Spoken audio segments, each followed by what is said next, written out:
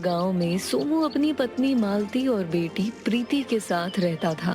उनके पास उनका एक बैल बादल भी था, जिसकी मदद से वो खेती करते थे।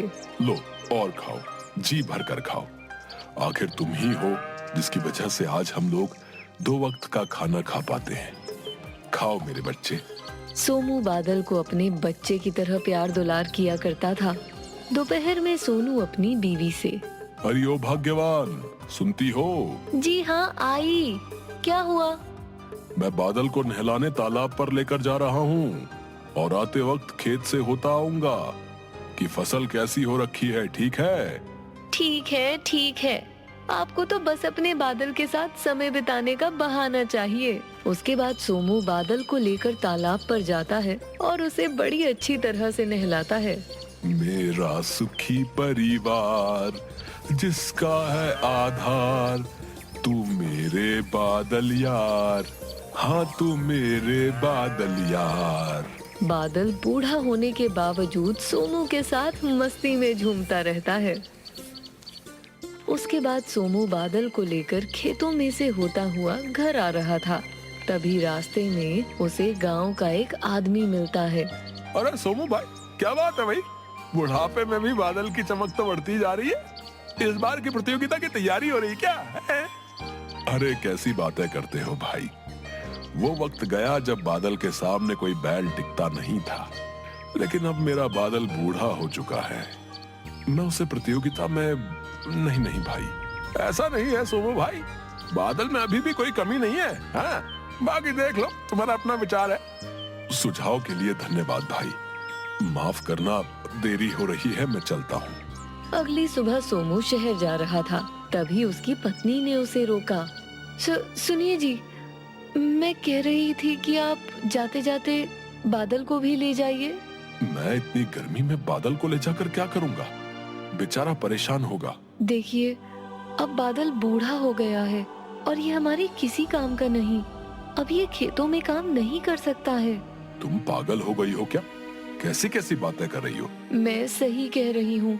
हम अपने खर्चे की पूर्ति ही जैसे तैसे कर पाते हैं। अब बादल का खर्चा बिना कमाए कैसे उठाएंगे?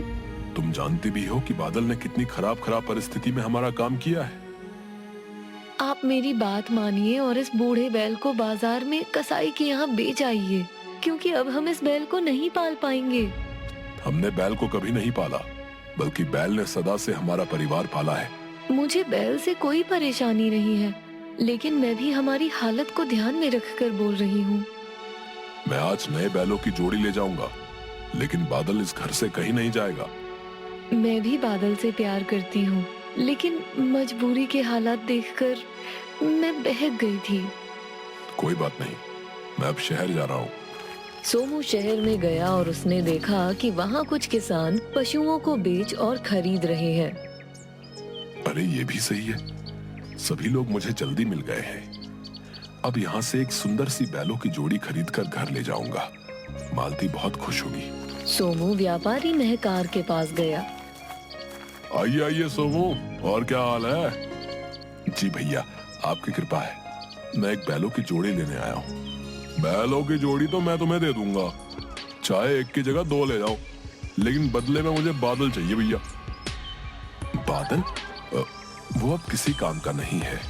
वो तुम्हारे खेतों में काम नहीं कर पाएगा। अरे भैया, सभी चीजों की जिम्मेदारी मेरी है, तुम सिर्फ बादल दे दो। मैं बादल को बेचना नहीं चाहता, और वैसे भी उसे अब कोई नहीं खरीदेगा। मैंने पहले भी कई बार समझाया है और आज भी प्यार से समझा रहा हूँ कि चुपचाप बादल को मुझे दे दो। भैया, बादल मेरे बेटे जैसा है। जीवन भर उसने मुझे कमाकर खिलाया है। अब मैं उसे किसी को नहीं बेच सकता हूँ। मैं तुमसे अपने खेत वापस ले लूंगा, फिर तुम क्या करोगे? मजदूरी के लिए यहाँ वहां भटकोगे, लेकिन पूरे गांव में सभी मेरी बात मानते हैं। मेरे मना करने के बाद कोई तुमको काम भी नहीं देगा। भैया, ऐसा अन्याय मत कीजिए, हम तुम्हारे हाथ जोड़ते हैं। फिर सोच लो कि तुम बादल को मुझे बेचोगे या नहीं। चाहे मेरे कितने भी बुरे दिन आ जाए, लेकिन मैं बादल को तुम्हें नहीं दे पाऊंगा। उसने मेरा बहुत साथ दिया है। अब उसके बुढ़ापे में मैं उसका साथ नहीं छोड़ सकता हूँ। ठीक है, फिर तुम याद रखना कि तुम्हें बादल को ना बेचने की भारी कीमत चुकानी पड़ेगी, समझे? मैं बादल के लिए कुछ भी कीमत चुकाने के लिए तैयार हूँ, लेकिन तुम याद रखना कि तुम किसी गरीब के साथ ये अच्छा नहीं कर रहे हो। सोमू बिना बैल खरीदे ही वापस घर की ओर निकल गया।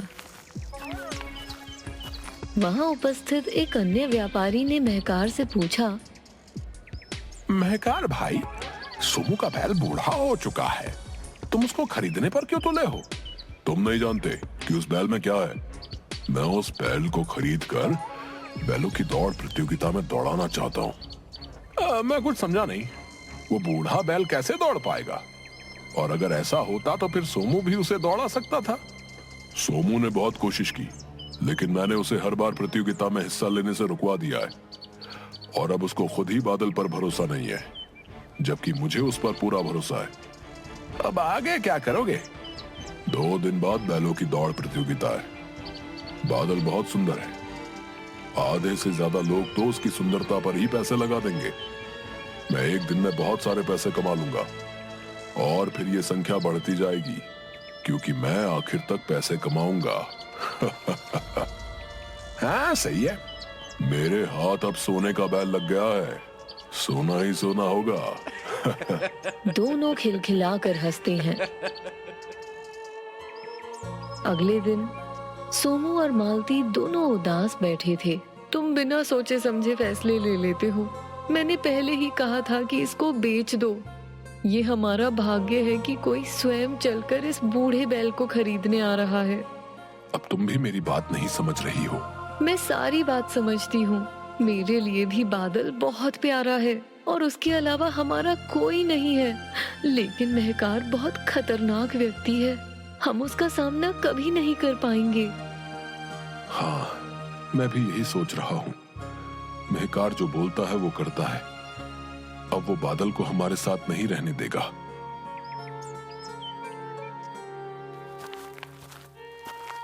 सोमू और मालती बादल को पकड़कर रोने लगे।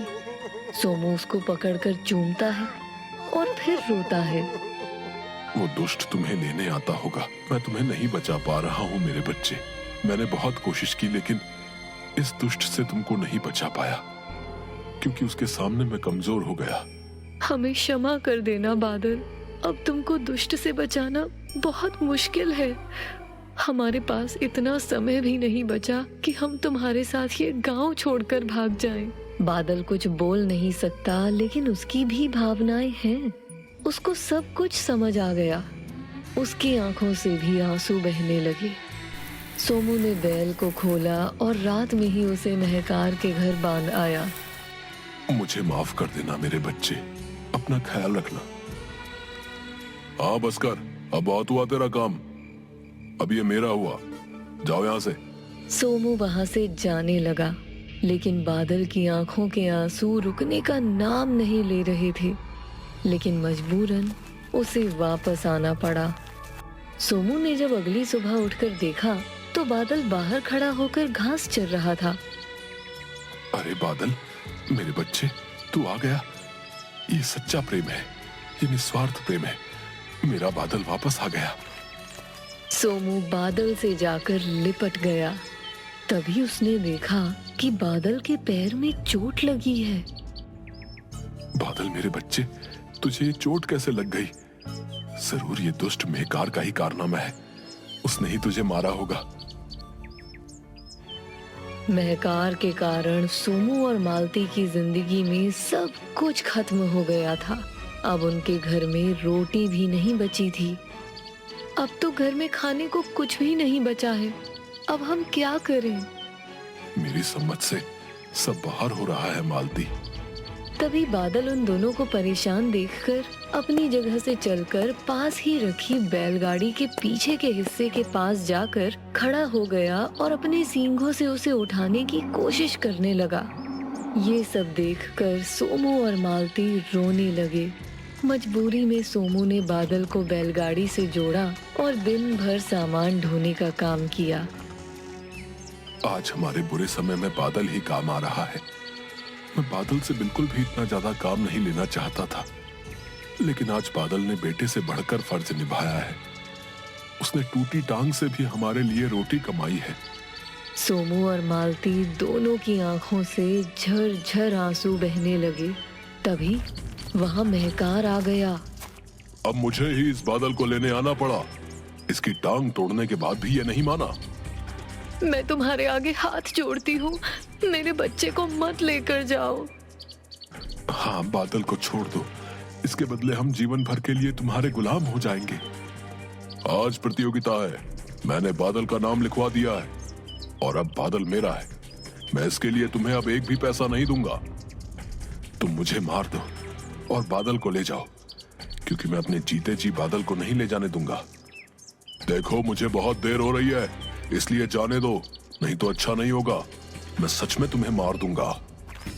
महकार ने सोमू को धक्का मारा और बादल के गले में बंधी रस्सी को हाथ में फंसाकर चलने लगा।